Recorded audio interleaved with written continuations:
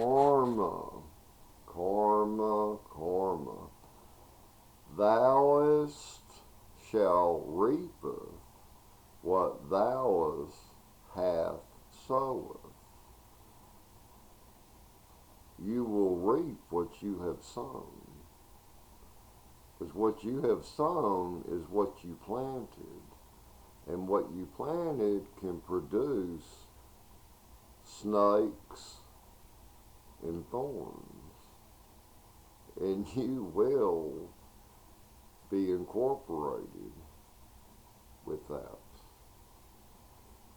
This is something I am sharing with people.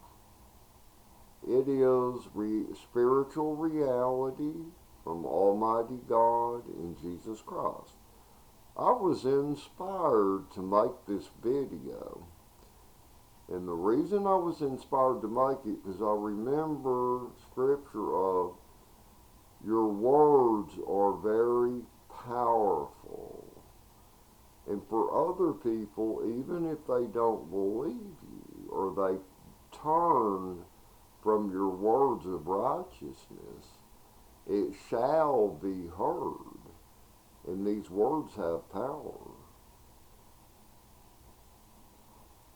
And this is to a man that is approximately 85 years of age. His name is Sid. And Sid, I hope you happen upon this video because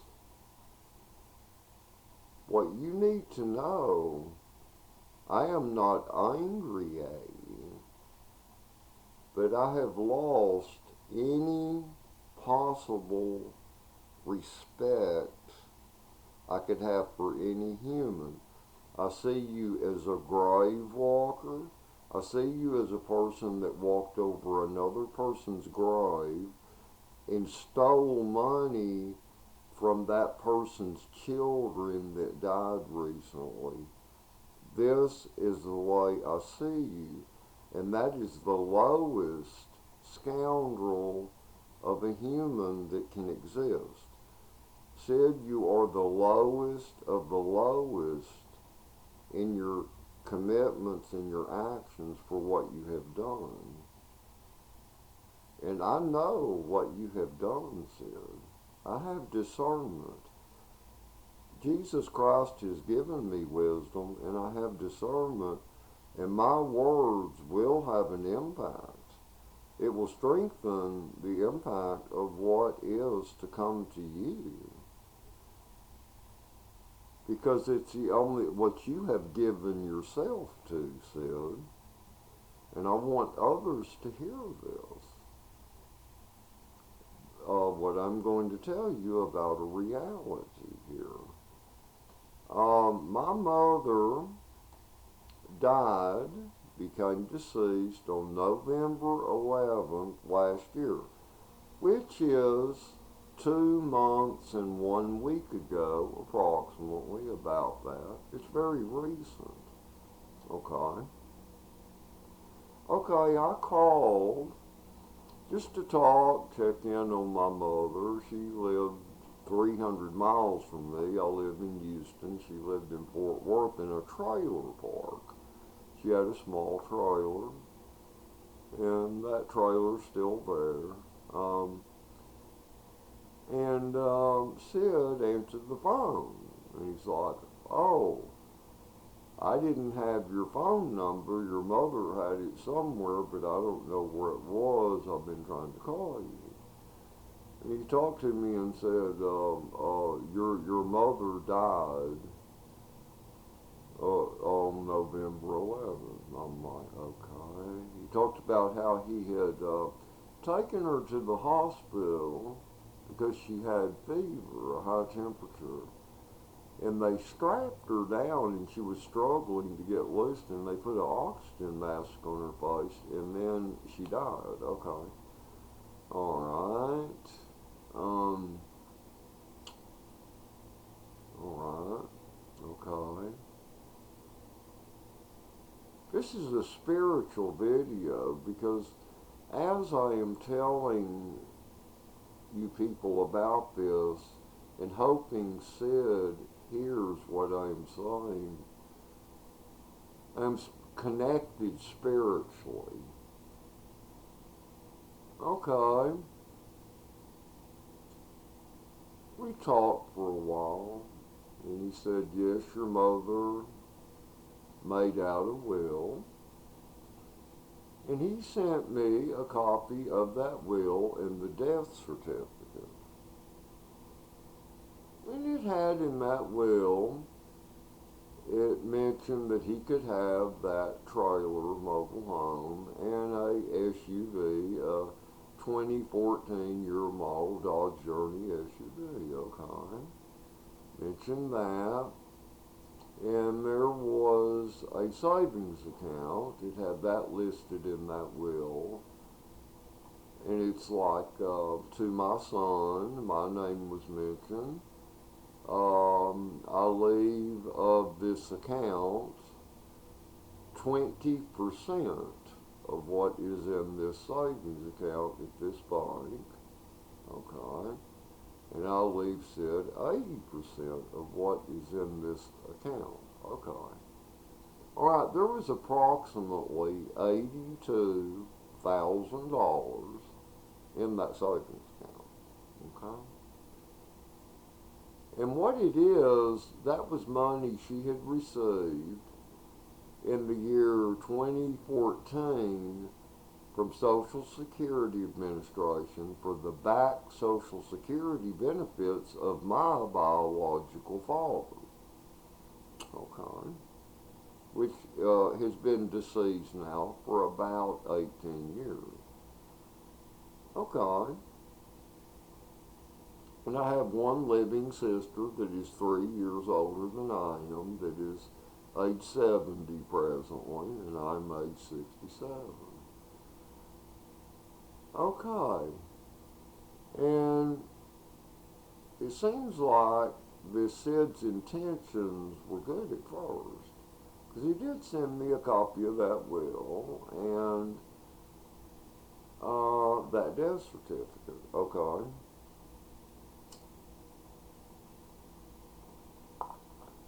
But I got a call from him. He got a probate lawyer, and, of course, that will cost him, he said the price was like $3,500. Okay, to where, that will be taken out of any money he receives, after he receives the money when the probate court hearing took place. And he was announced in this last will and testament my mother had made as to be the executor of that will, the executor. Okay. All right. He never told me who the attorney was that he hired. But I get a call from him December 18th. That has now been 1 month and 1 week. 1 month and 1 week as of today, January 25th. And he said, oh, just letting you know that the lawyer told me to call him around January 2nd after the holidays. And I'm like, oh, okay, Sid. And he said, I gotta go, I'm fixing to eat. Okay. And I'm like, oh, okay, thank you, Sid. After I set my cell phone down, something hit me. It was discernment. I knew that when he told me that, I thought, he's trying to delay me. He's trying to delay me here is what he's trying to do. Because he's doing something else. And then time proved that. Because about twice a week I would call that phone number, and I know he was getting my messages because, see, it's a landline my mother had, and the message, it would take my message, meaning that he was physically keeping the messages cleared out so new messages could come in. Because her phone messaging was set up in a way to where after about 6 messages, it would have a computer voice say, messages are full, cannot take your message at this time. But each time it would allow me to leave a message, you know, and I say, Sid, are you alright? I haven't heard from you, you know. It'd be, anyway, it's me, hope you're doing okay. You know, and I didn't say words like, what's happening with the well, where's my money? Of course, no. Nothing like that. And he didn't return any more of my calls. And I'd leave him a message about twice a week. Didn't return my calls. Okay, here we are into the day, January 25th, 2024. It's been a month and a week. He has not returned my calls. He has not called me. Okay, I know by discernment, I know what has happened. When I got that call from him December 18th, which, you know, he got that probate attorney, it was around the end of November. What it is,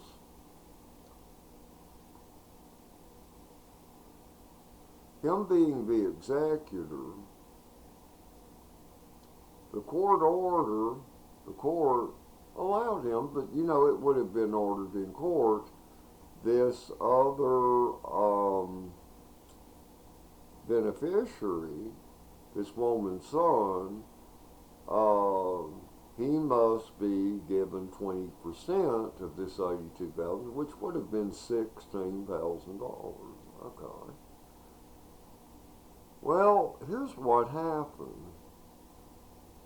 Once he gets that money and the executor is able to control it all, he sees this $82,000. And he decides, I'm going to go ahead and I'm going to keep Earl's share too. I want it all. I want it all. So what it is, even though he was already getting 80% of that $82,000, which I figured out would have been, he would have had about $66,000 or $64,000. No, $66,000. He still, the portion that was meant for me, $16,000, he decided he had to keep that too. And that he would just pretend like I don't exist and cut off all communication. Okay, Sid, this has not made me angry, because here's something I know from wisdom given to me by Jesus Christ in discernment. Sid, you are going to severely pay for this, Sid. You are going to severely pay for this. Because when things come after you, and with the health problems you have, and you're knocked down, face down, how are you going to look up to God, Sid, and say, oh, help me, help me? When you know in your heart, mind, and your spirit soul, you stole money that a man's mother left for him, and you stole that. You stole that, Sid. It's stolen. That makes you the lowest of the lowest. It makes you a grave robber, because imagine my mother in her grave, she's in the spirit world now looking at this, Sid. And it's like, oh my gosh. And he even took my son's 20%. You see how she would be looking at you? What about the way Jesus Christ sees you, Sid? Don't you realize what the price you are going to pay for this is? Don't you realize? But you know, one thing that has always been true in my life, no matter what lies people have told for me or anything they deprived me of or took, Jesus Christ will give back to me. I am blessed, and I am doing fine. I am doing fine, Sid.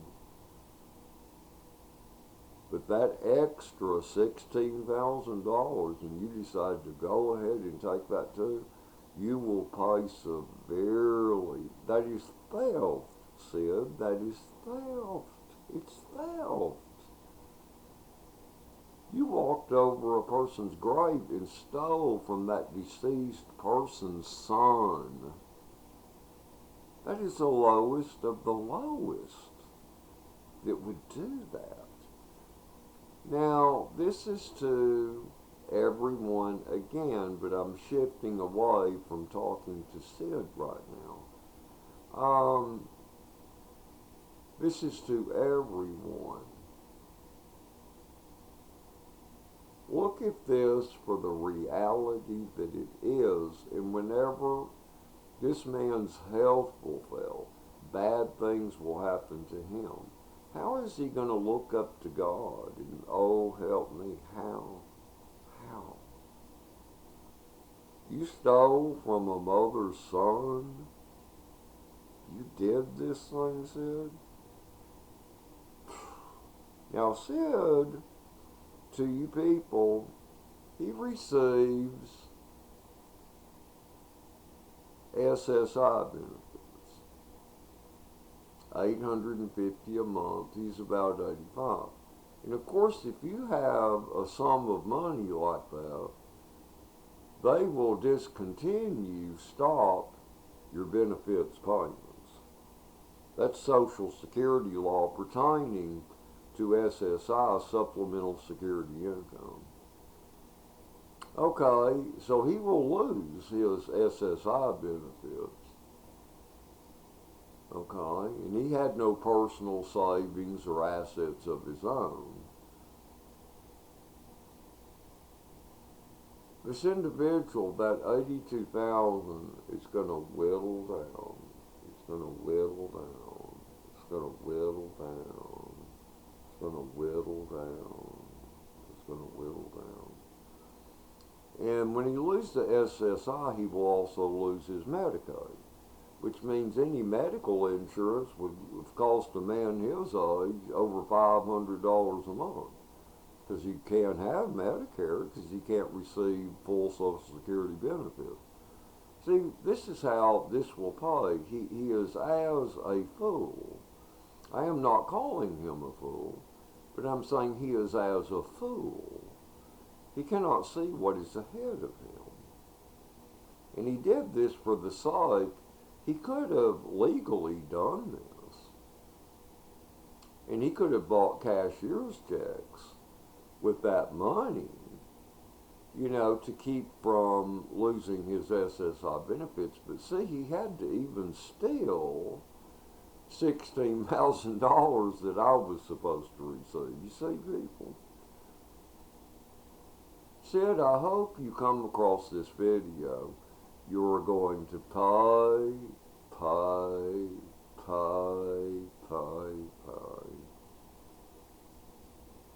When you saw the entirety of that money, you just had to have it all, Sid. You just had to have it all. I pity you, Sid. I pity you. I pity you. Because with the health problems you have at your age, I pity you. You're a very pitiful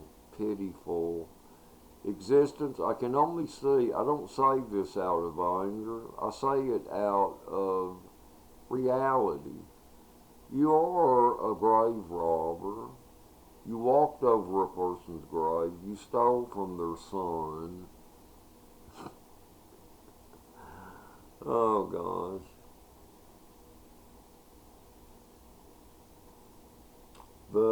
You know, this is like, okay, in the King James Version Holy Bible, the story of Moses, God empowered Moses to go free his people out of Egypt. God divided the ocean so Moses and his people could walk to the other land. While Moses was on the mountain, and God gave Moses the 10 Commandments, the people below took gold jewelry they melted it and made a golden calf. They decided to believe in the image of that golden calf. Moses returned and saw what they had done. At this time, he walked back up on the mountain and God took him directly into heaven.